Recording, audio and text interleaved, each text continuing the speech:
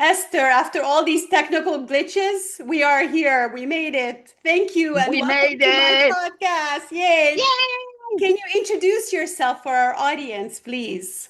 Well, I'm Esther, better known as Where is Esther? I've been traveling now for nearly 2 years. I just cannot believe it. So I'm a true nomad now. I retired 2 years ago. I decided life was too short and I didn't want to wait any longer. So I literally consolidated my life and jumped in with both feet. And what Uh, makes your journey so unique? Tell us about the impairment that you have that people might not be aware of. and well, I don't know. I've been talking about this with several people, and I think one of the things that make me different is that I have a physical handicap. I'm actually deaf, almost deaf. I'm profoundly deaf. But I do wear two hearing aids, and with them, I manage. Mhm. The reason why I also had to see you is because I lip read as well. But I Uh-huh. don't want to be. I don't want to be defined by the poor deaf lady. I hate it. I So understand. I think my that is what people say. But for me, what makes me unique is that I never ever rode a motorbike before, and at 56, I decided to take the plunge. I got my license. I remember panicking when I first got on a big motorbike, like, oh my God, can I really take a curve with this? Will it really go wrong with me or will it just fall flat on the floor? And now, almost 2 years later, I'm riding on my own. I'm riding the most amazing, beautiful roads in Asia, in South America, in Europe, and I can do it. So really, there is no limits, or Was, very was, few. was it difficult to learn to ride a bike? I have to be honest with you. I am sure there are people that will take to it a lot sooner than I did. Mhm. It took me a long time to feel confident, but I just never gave up. That's Mhm. me. So it's not so much the talent, because I don't think I'm a natural biker, I don't have a natural talent for it, but I never gave up. I fell over a few times. Ouch. Yeah, well, look, now I have a little scrape Wow. because I just got back to Chiang Mai. I've been for the last week riding the Mai Hong Song Loop. It's a very, very well-known loop in Thailand for motorbikers. This is my second time doing it. The first time I did it, I only had 3 weeks on my license. And that Wow. loop, I know, that loop has over 4,000 curves. 4,000. There is hardly a stretch of the road that is straight. Everything is up and down, up and down, up and down, and go around. And it was so funny because it's incredible. This second time, I have truly seen the Mae Hong Song loop because the first time I was so worried about not killing myself that I didn't even look. I didn't even see it. Yeah, so I love it. So I've just literally before coming on your podcast, thank you so much for having me. I just had a shower and brushed my hair and I said, come on, I've got to get ready. You Yeah, look so I beautiful as always. thank I, you, I thank love I you. love watching your journey on Instagram because Uh-huh. the videos and the photos that you are posting are so amazing and so inspirational. As you Thank know, you. a lot of women our age are, they're some are waiting to die. They've given up. I And know. it's so sad. And I am so inspired by all the things Thank that you you. are doing You're diving, Thank you. right? Did you Oh go my God, diving? my Tell us diving. about Oh, the I forgot it. diving Oh and the my sharks. I God. want to hear about the sharks. Oh my God. Well, let me tell you. Did you ever see when you were a kid? Did you ever see Jaws? Of course. Yeah. Well, Yeah. that traumatized me forever. I never went on the beach. Literally, I went up to my knees and then wet myself a little bit with the water and out. Never did I go in. And then in February of this year, a very good friend of mine, who I ride with sometimes, motorbikes, each on our own motorbike, he said to me, you know, you are a really good travel companion when we travel together, but you have one thing missing. You don't dive. And I said, I will never go in the water. So he challenged me. He said, you're a chicken, plop, plop, plop. You can't do it. You're an adventurer. Nah, nah. And I decided, oh my God, this cannot happen. So I remember I was in Kolipe, a beautiful island in Thailand, in February, and I went to the shop, to the diving shop, and I said to the people there, look, I want to dive, but I think you need to tell the instructor that I may drown if I panic. So he needs to be aware. I'm willing to try, but I may panic.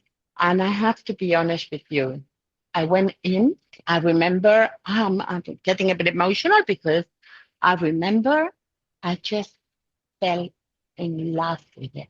It was it was something that I never expected to be as beautiful as it is. And I didn't, that was my first dive. I didn't want to come out of the water. My tank, the air was running out. And my instructor was telling me, safety stop. And I was like, 2 more minutes. Wow. And your And fear, I, were you afraid when you were underwater or did it no, disappear? it just disappears. It was, I honestly, it was unexpected. I didn't, I didn't really think that it was even possible for me to dive.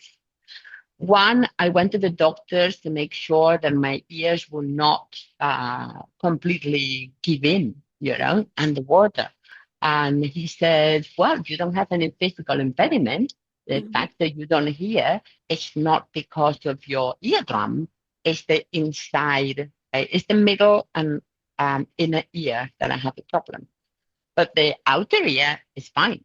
Mhm. So there is no physical. I was almost like hoping the doctor will say, no, you cannot die. Uh-huh. Like, so I could tell my Yeah. friend, look, my doctor said I cannot die. But, but when he said I had no physical impediment, then I thought, oh my God, how do I come out of this? And, but it disappears. It was just incredibly beautiful.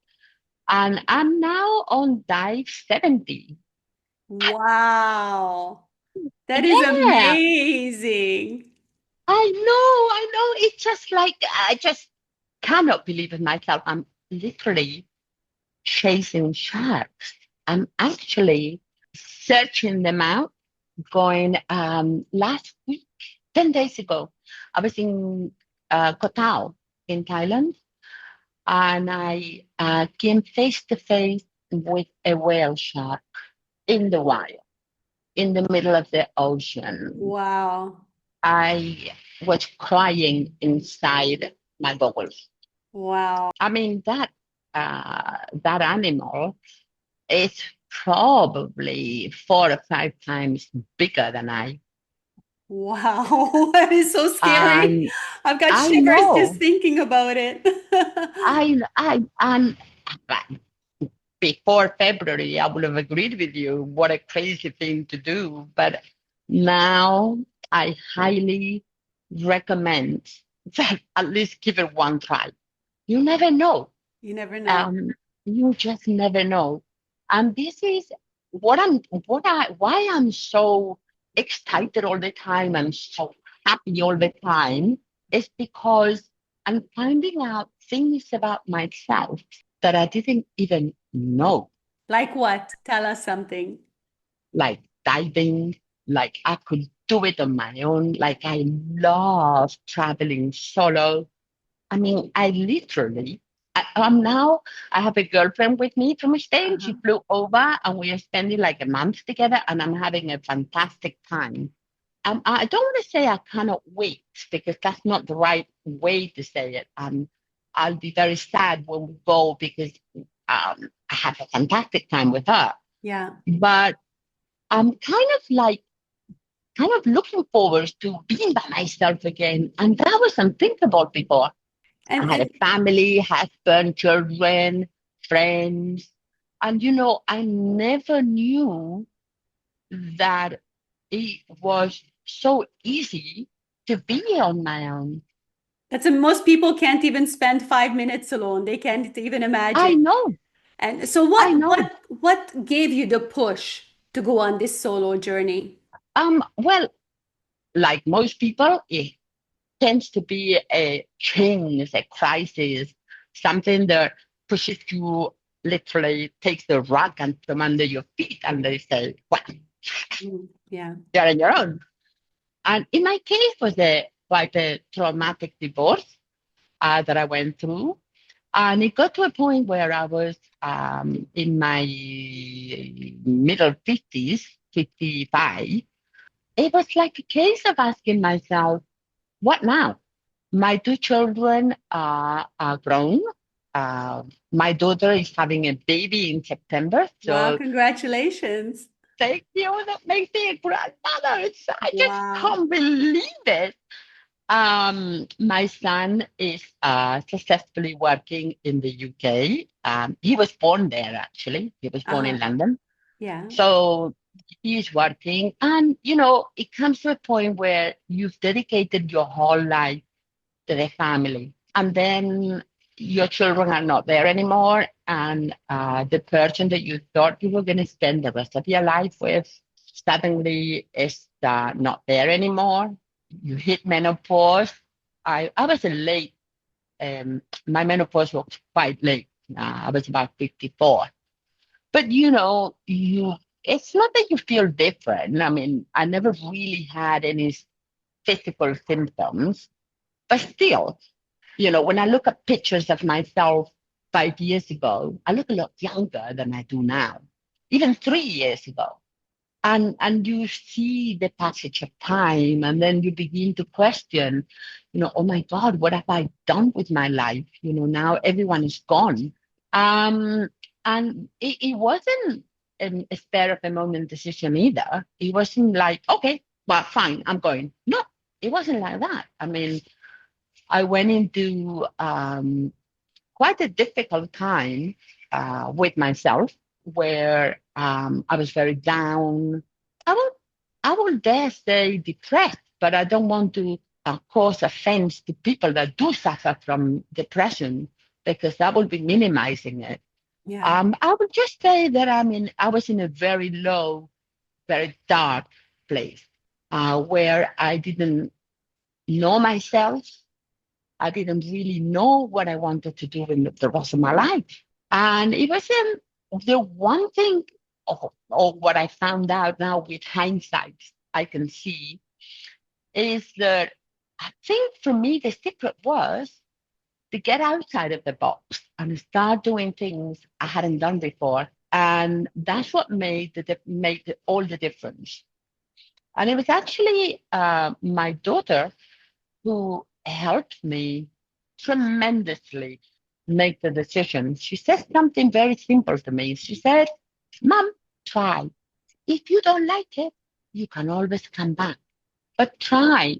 Don't don't be afraid. It's not like you've got to cut all ties, burn all bridges, and go swimming on your own. Of course. And that's what I did. So I said, okay, I'm going to take my driving license, which it took me forever to get because, well, basically with my hearing difficulties, I couldn't hear the commands. that the instructor was telling me from a car. Because obviously they don't sit with you on the bike. You sit on the bike and they sit in a car behind you. Yeah. And they have an intercommunicator where they speak to you, but I could not hear. So what we ended up doing was pick up the phone Mm-hmm. because my telephone, the reason why I can hear you now is because my telephone is connected by Bluetooth to my hearing aids. Mm-hmm. So I get the sound straight into my aids. Mm-hmm. So I had to get my phone and put it inside the helmet like this. You don't know how uncomfortable that was. I couldn't even move my neck.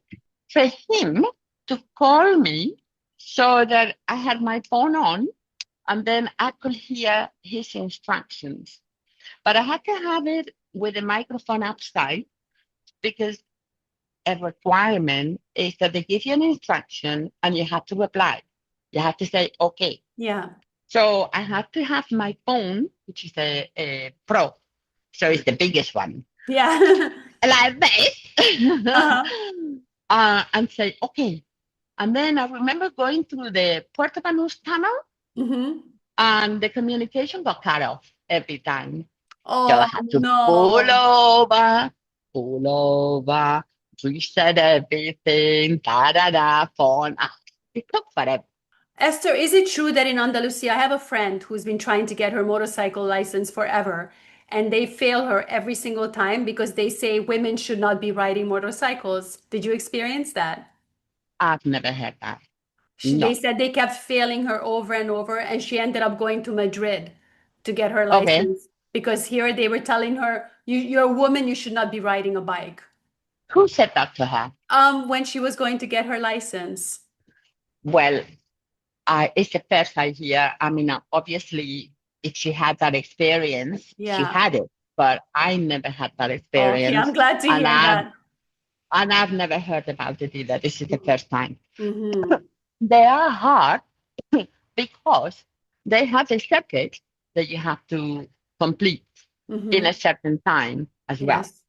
In Malaga, no? And Or is it in Malaga, in Malaga? yeah, Yeah. in Malaga, it has to Yeah. be in Malaga. Yeah. And the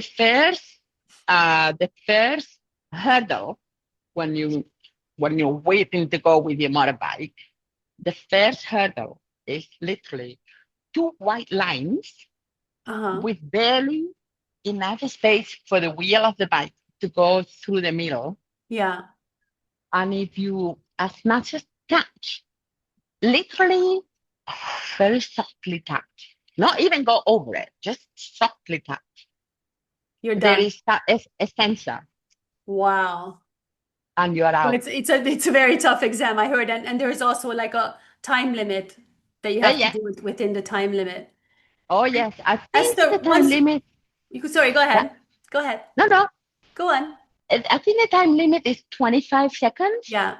During practice, I could complete the whole thing Mm-hmm. in 21 seconds. So I Yeah. was like, yes, yes, yes, I can do it.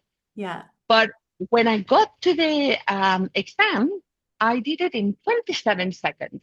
So I failed Crazy. because, and that is because you're not sure of yourself, you kind of like panic, nerves. And I passed the line, which was my nemesis. The line, that line, I remember having nightmares with the line. Mhm. But I did the line, I did everything, but 2 seconds over. And so I failed. Crazy. So once you got your motorcycle license, where did you begin your journey? Was it in Asia right away? It was in Thailand, In my Hong Thailand? Song Loop. I Uh-huh. got myself, I said to my daughter, right, if I pass, the minute I pass, I'll buy myself a ticket to Thailand and I'm doing the My Hong Song Loop because it's 4,000 curves and it's the only way to learn. Go, go, go, go, go. So what's it like riding in Asia compared to riding in Europe? Well, I think I'm going to have a big problem. Every time I go back to Europe, I have a big problem because here there are no rules really. Is You that good or bad? do lane splitting, left, right overtaking. I mean, I have been riding through Hanoi, Hmm. Ho Chi Minh, Bogota, and they are the worst. The three worst cities, in my opinion, anywhere. I mean, in Hanoi, you have thousands of bikes just all gone. There's no rules. People join the road without looking. On the roads here is the law of the biggest one. Yeah. So if you are in your line, I remember now I know it and I do it automatically. But when I first got here, Jesus Christ. So I'm on my lane, right? I'm on my lane. Da-da-da. And then two lorries decide to overtake each other. And a lorry comes into my lane head on. You don't wait for the lorry to say, oh, sorry, it's your lane. Oh, no, no, no, no, no. That lorry ain't moving. Yeah. So you got to get out the way. Sometimes to get out the way, this happened to me in Vietnam many times. You have to go through mud, avoid buffaloes, ladies selling vegetables on the side of the road, trouble, children playing, unsupervised. Is either that or the lorry. So you got to make a split second decision. And so I now it's funny because my friend Maria, who is here with me now, she is not a rider. So Hmm. I'm riding with her. I'm Wow. riding the bike with her. She's my first ever passenger. She's very brave. And on a big motorbike, I've taken my daughter in a scooter when we were in Yeah. Thailand last year, but on a big bike, like I have now, a Royal Enfield. She's my first passenger. And she said to me, my God, Esther, she said, you couldn't do these things in Spain. I said, well, of course not. You got to wait. It, yeah, nobody waits. People ride on top of the sidewalks. You have to take left and right. Yeah, it doesn't matter. It's, you go. Wow. But, It's but I have to tell crazy. you a secret. I have to tell Uh-huh. you a secret. Tell me. I love it. You love it. It's the adrenaline. No, Love it. it's I such a love rush. it. I love it. I love it. I just That is love so it. cute. Esther, Yeah. now the people that are watching this, they're going to be very curious how you can afford to be traveling for 2 years. Are you a billionaire, millionaire? And no, I'm not. I have to make one thing very clear.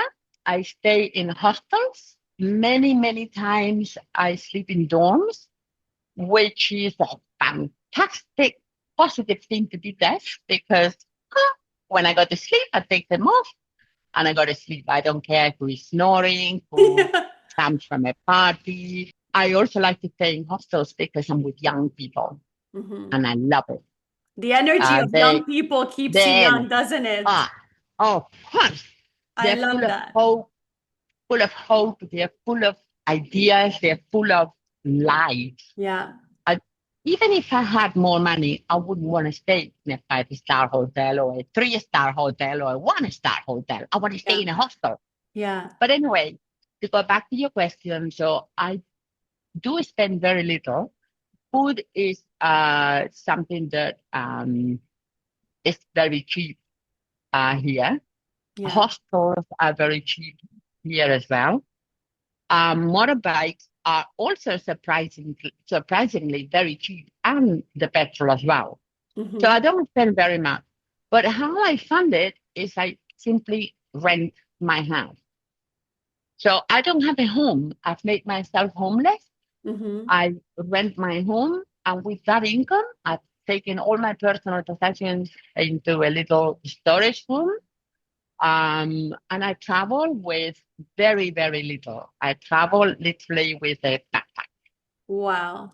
So Uh, basically, you can rent your apartment in Europe and live comfortably traveling from place to place in Asia. Isn't that that's right. amazing? That's right. So there is more than one way to skin the cat. You know, Absolutely. Absolutely. it's not just, there's so many different ways to, to live, to make your life different. But there is never a perfect moment. There will always be something holding you back Yeah. unless you say, okay. I mean, literally, I travel with my riding gear when I go on a plane. so that I don't have to uh, pay more money to put my bags in the hall. I wear my riding gear because the rest of my luggage is very small. Yeah, I made myself these branded t-shirts. I love that. So every morning I ask myself, I have three. So I ask myself, do I wear the black t-shirt, the black t-shirt, or the black t-shirt? I The love black it. t-shirt. And the black Yes, t-shirt wins. I have Esther, one I know you bikini. I know you're traveling on your own, but you're Mhm. making friends along the way, as I see on Instagram. Yeah. Have you fallen in love on your trip? Oh my God, no. No. And I have to say, I would love to. Uh-huh. I think I'm now, I don't want to say ready because it sounds like I wasn't ready before. I've never turned my back to loving somebody and sharing a life with somebody. I guess the lifestyle I have is different. Mm-hmm. So I don't see myself ever settling down again. Mm-hmm. I think being in a place all the time, I just, to me, right now, Mm-hmm. it it doesn't feel, it's not aligned with me. Yeah. Maybe in a few years, maybe as as I get older, maybe I will think different, but Mm-hmm. not now. Now I You just need want to a go. partner who wants the adventure and wants to go on the Yes, adventure with you. I I would mean, love to. that I would would be love to amazing. find another soulmate. I mean, I love traveling on my own, but there are many, many, many, many times when I see a beautiful scenery in front of me. I've been to many places where you just, I wish you could see it, but I have my goosebumps now. Yeah, yeah, yeah, yeah. When you see that, it blows your mind with the colors, or when you see an animal like the tiger shark. I call my friends, I call my family, but I would love to have somebody next to me to say, "Hey, let's do it together." But it Yeah, like hasn't a happened beautiful yet. sunset, holding hands. That's Yes, yes. if I you know totally. anyone, I'm send it sure my a lot of way. people will watch this podcast and we'll make sure they know where to find you. Esther, has Netflix come calling yet? Oh my God, no, no, no, not This yet. would your life would be like the perfect Netflix series. I'm putting it out there in the universe. Like I can just see it, them following you around on your journeys, your adventures, the people that you're meeting, what you're eating, your diving adventures. It would be amazing. I would watch it. You are into the movie business now. I am, and yeah, and that's why I've got my wheels turning now, and I'm thinking, wow, what an amazing documentary this would be. Did you finish the recording, the filming? Pardon me? You're filming. Yes, I am. I'm gonna start filming again in November. Okay, okay. And oh my God, I can't wait to see it. Yeah, thank you so much. It's gonna be exciting. It's gonna be a short film for now, and then we want to Uh-huh. turn it into a feature next year if the short film does well. But Wow. I'm very excited about it. Esther, I, in closing, what would you say to women over 50 who are stuck? They're in a bad relationship, they hate their job, they, hate the changes that are going on in their bodies. How would you motivate them? What would you tell them to go and live their lives and to go on an amazing adventure? It doesn't have to be a 2-year adventure or a permanent no, adventure. Sometimes even a week can change your whole life, right? it doesn't have to be traveling either. You Yeah. know, some people don't like traveling. And, I always say, thank God we're all different. Yes. Otherwise, life would be boring. So Yeah. there is nothing wrong if you like doing crochet and that's your hobby and you love it, then you must do that. Hmm. There is no right or wrong way of living your life. It's just when you then realize that you have been living the life that other people wanted you to live and not yours. Yeah. And when you get to over 50 and you realize that you don't even know yourself, you don't even know what you like, because you spend all your life doing things to please other people or what was expected of you. And I think all of us, or many of us, or most of us, I would say, we live our lives as almost like a set of circumstances. Like we don't have any control. It's like, well, you get married because it's the damn thing, and then you get pregnant and you have a baby, and then okay, and then it's almost like life takes over. Yeah. And before you know it, you are into these cumulus of circumstances that it's not that you're not unhappy, but you don't even know why you're there Yeah. half the time.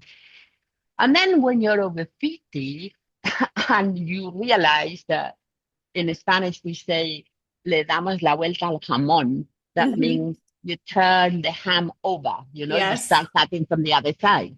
Yeah. And you realize, hey, no matter how much long, I mean, I look good now and I feel good now. But all I know is that in 12 years, I'm going to be 70. And you know what? At 70, you might still be fantastic. But the chances are, statistically, that there will be something wrong.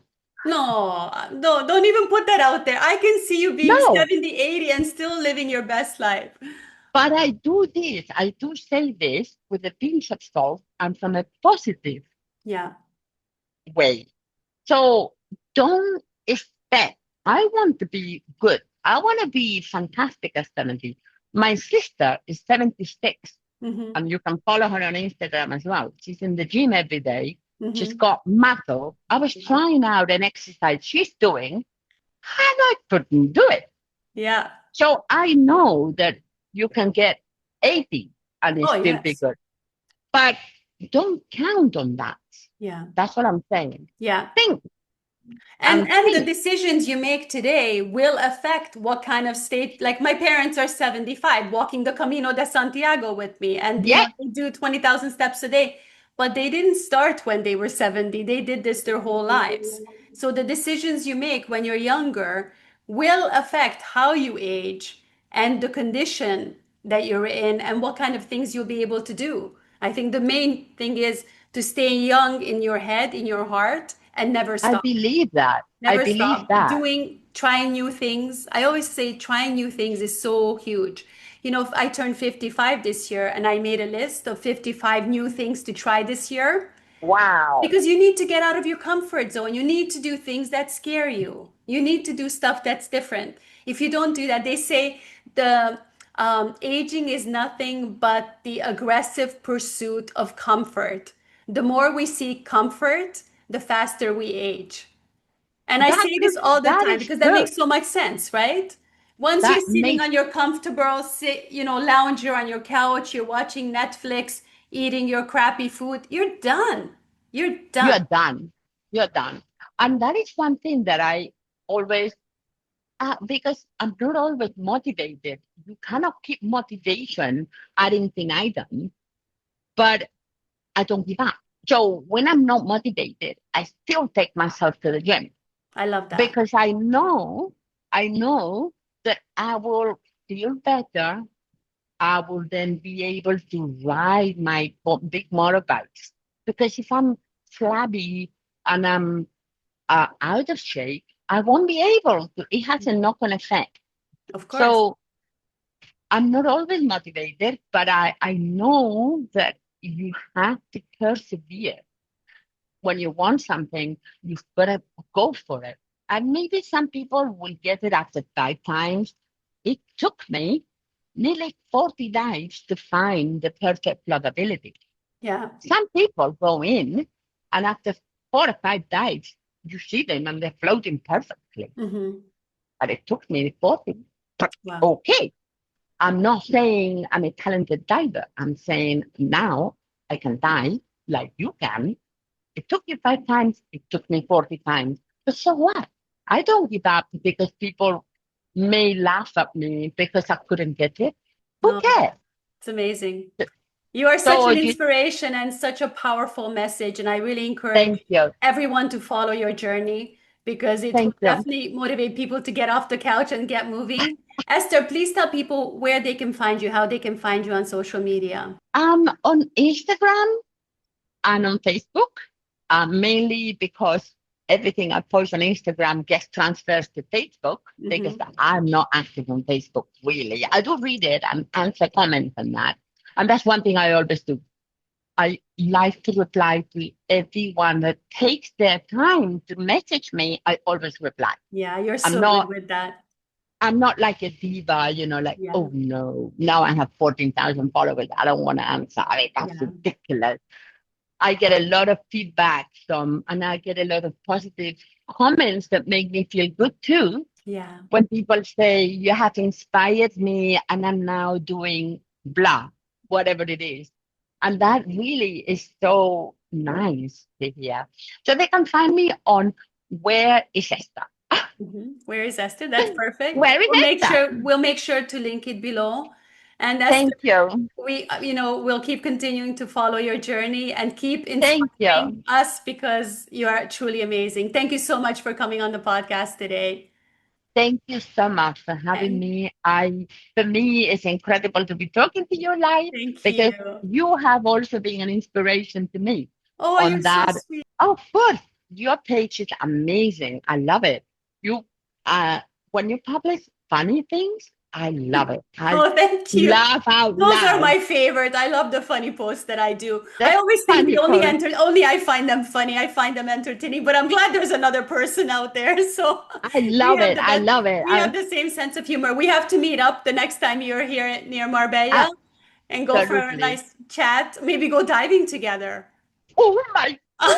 I don't know, but Yeah. I watched Yeah. Sharks. I watched the Jaws as well, so we'll see. Thank you very much, Esther. Everyone, Thank please you. run over to social media and follow Esther. Her journey is Thank amazing. you. Thank you, Mwah. everybody, for watching. Take care. See you guys Bye in the next bye. one. Bye bye. Thank you. Bye bye.